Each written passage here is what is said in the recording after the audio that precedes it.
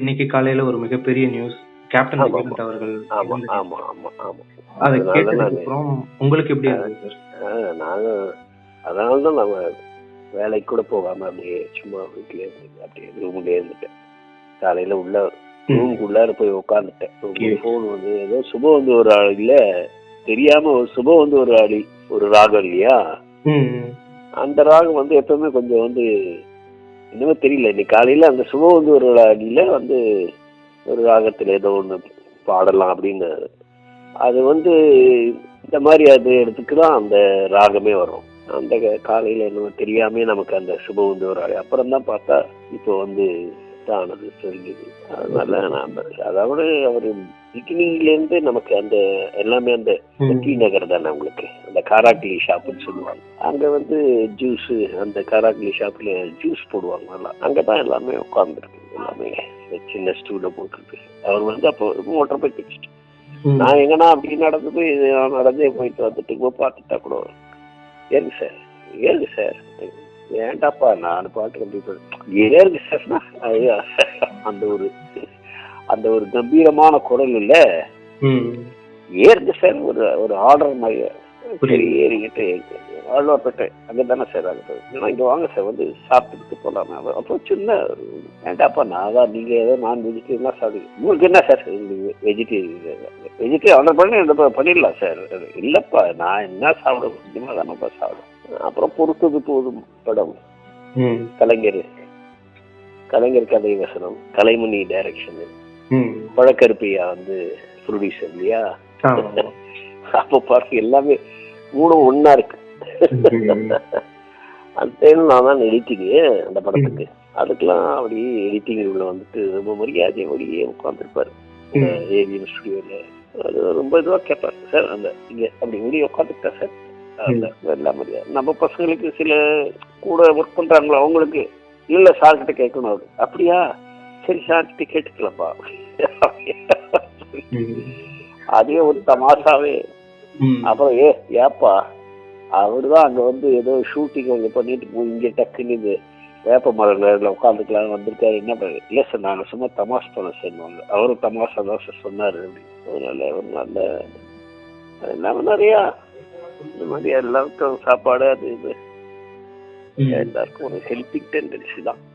அதனாலேயே நான் இன்னைக்கு காலையில கிளம்பும்போது இது மாதிரி கேள்விப்பட்டு உட்காந்துட்டு அப்படி தனியா உட்காந்துட்டு இந்த சுப வந்து ஒரு அழி முதல்ல வாசிச்சுட்டு இருந்தேன் ஹார்மோனியத்துல காலையில. அது தெரியாது என்னவோ தெரியாது. சரி போறது கூட்டமா வேற இருக்கும் அது நம்ம போறது இல்லை. மனதளவில் அப்படியே உட்காந்துக்கிட்டு ஒரு மெடிடேஷன் மாதிரி அவருக்கு ஒரு யோகா அவர் நல்ல ஒரு அதுவும் மார்கழி மாதம். மார்கழியில வந்து ஆண்டாள் சொல்றா இல்லையா மாதங்களில் அவள் மார்கழின்னு கண்ணதாசன் சொல்றாங்க. கிருஷ்ணனே கூட சொல்றா இல்லையா ஆண்டாள் வந்து சொல்றதே மார்கழி மாதங்களில் அவள் மார்கழி. அது வந்து இருக்குதோ இல்லையோ அது வேற விஷயம்.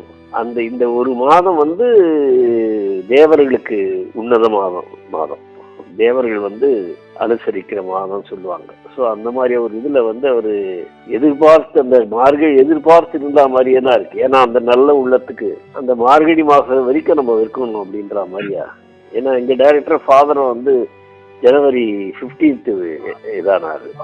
அவர் வந்து உத்தராயண புண்ணிய காலம் சொல்லுவாங்க இல்லையா தட்சிணாயத்துல உத்தராயண சூரியன் மாறும். சூரியன் மாறுற இடம் வந்து கொஞ்சம் எப்பவுமே அந்த காலம் நல்ல காலம்னுவாங்க. இந்த மார்கழி மாசம் எல்லாமே நல்ல நாள் தான் அப்படின்றது. அப்போ எனக்கு இது வரைக்கும் காத்துட்டு இருந்திருக்காருப்பா அப்படின்ற மாதிரி தான் நான் அது மாதிரிதான் யோசிக்கிறேன். அந்த நல்ல நாள்ல அவர் வந்து அவ்வளவு நாட்கள் அந்த கம்பீரமான குரலும் அந்த ஒரு நிமிர்ந்த நன்னடைன்னு சொல்றாருல பாரதியார் அது போலதான் அவரு அது பெண்ணுக்கு சொன்னதுக்கு வந்து இவருக்கு நிமிர்ந்த நன்னடை அந்த நேர்கொண்ட பார்வை அந்த மாதிரி விஷயம் எல்லாம் இவருக்கு தான் கரெக்டா. எதுலையுமே அதே அளவுக்கு அவ்வளவு வீரமாவும் அவ்வளவு சத்தமா பேசினா கூட அதே அளவுக்கு ஒரு அன்பும் இருக்கிற ஒரு விஷயம் வந்து அவர்கிட்ட எல்லாருக்கிட்ட அப்படியே ஒரு அன்பா பழகிறதும் அவங்களுடைய கஷ்டங்களை பார்த்த உடனே அது என்ன அந்த கஷ்டப்படுறாங்கன்னு தெரிஞ்சுக்கிட்டு உடனே அதுக்கு உதவி செய்யற ஒரு குணம் இருக்கு இல்லையா. எல்லாமே ஒரு அன்பின் பேரால் தான் அவரு பண்ணாருன்றத. அடிக்கிறதா இருந்தா கூட ஒரு அன்பின் பேரால் தான் அடிப்பாரு. தொண்டர்கள் கூட பேசாம அப்படி சொல்லி பேசிட்டே இருந்தாலும் சரி பேசாம அப்படின்னு அவரு எல்லாமே இருந்திருந்தா ஒரு மாற்றம் பிரமாதமா நடந்திருக்கும். கண்டிப்பா உண்மை சார். நான் அது நினைச்சிட்டே இருந்தேன் 2 வருஷமா.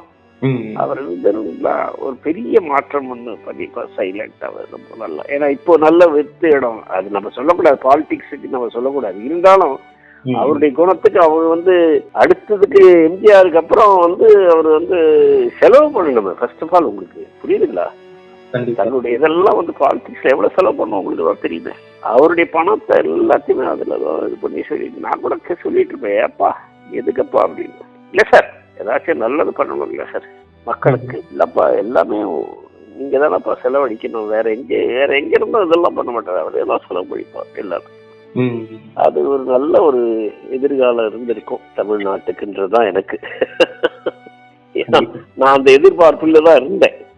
சரி சரியாயிட்டு வந்துருவாரு, வந்துட்டு ஒரு நிச்சயமா ஒரு மாற்றம் கொடுத்துருவாருன்னு நினைச்சேன். நான் எப்பவுமே பாலிடிக்ஸ்ல அப்படி வரமாட்டேன். ஆனா இவரு இதுல பார்க்கும்பொழுது எனக்கு அது அது ஒரு இது தோணுச்சு. எனக்கு எதையுமே ஒரு எதிர்பார்ப்பு இல்லாம இந்த மனுஷன் உள்ளுக்குள்ளார வந்திருக்காரு. நல்லா எப்படி நல்லா போயிட்டு இருக்க படங்கள் நல்லா டாப்பா இருக்கும் பொழுதே அவர் அது போல அந்த பாலிடிக்ஸ் வந்தாரு இல்லையா? அது ஒரு பெரிய விஷயம் இல்ல.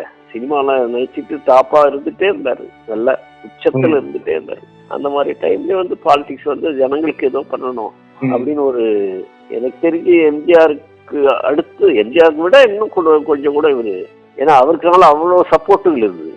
இவரு ஒன் மேன் ஷோ மாதிரில வந்தாரு, ஒன் மேன் ஆர்மின்னு சொல்லுவாங்க இல்லையா? எங்க இருந்தோம், ஏன்னா சாதாரணமா இருந்ததுல நம்ம பார்த்துட்டு இருந்தோம். மோட்டர் பைக் வச்சு சுற்றிட்டு இருந்தது சென்னையில. அதுவும் அந்த அந்த டைம்ல பார்த்தா அந்த முகமே வேற மாதிரி இருக்கும், இல்லையா? இந்த மாதிரி எல்லாம் இல்ல, முடி ஜாஸ்தி இருக்கும்.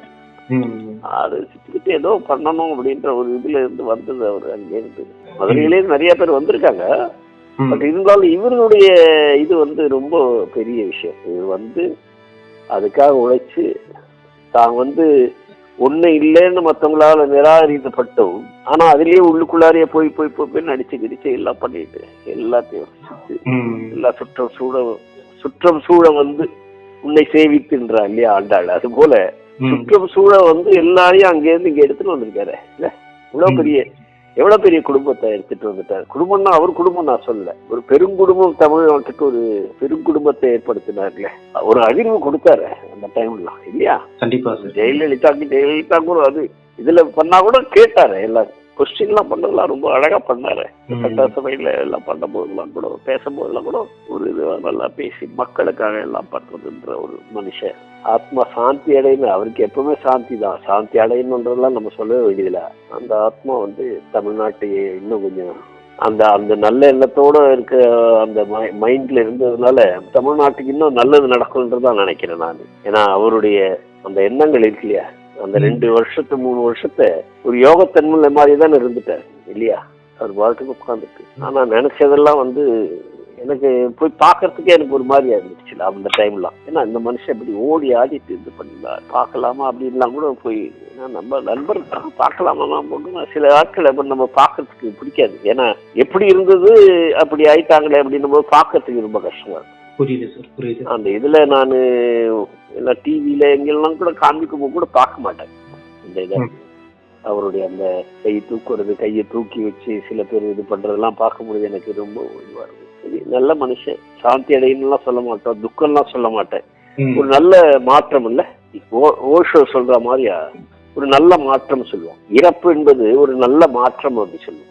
கண்டிப்பா அது மாதிரி ஒரு நல்ல மாற்றம் அவருக்கு. ஏன்னா அவ்வளவு ஸ்ட்ரெயின், அவ்வளவு இது உள்ளுக்குள்ளார. ஏன்னா அந்த மைண்டுக்கு தான் தெரியும், உள்ள இல்ல அந்த உயிருக்கு தான் தெரியும் என்ன நம்ம எப்படி இருந்தோம், எப்படி எல்லாம் அப்படி உட்கார்ந்துட்டோமேன்ற அந்த உயிர் எவ்வளவு கஷ்டப்பட்டிருக்கும். அதுக்கு ஒரு நிவர்த்தின்றது ஒரு ஒரு நல்ல மாற்றம்.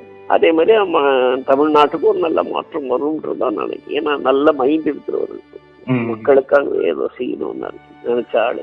அதனால தமிழ்நாட்டுக்கு ஒரு நல்ல மாற்றம் வரும் தான் நான் நினைக்கிறேன். வரட்டும்.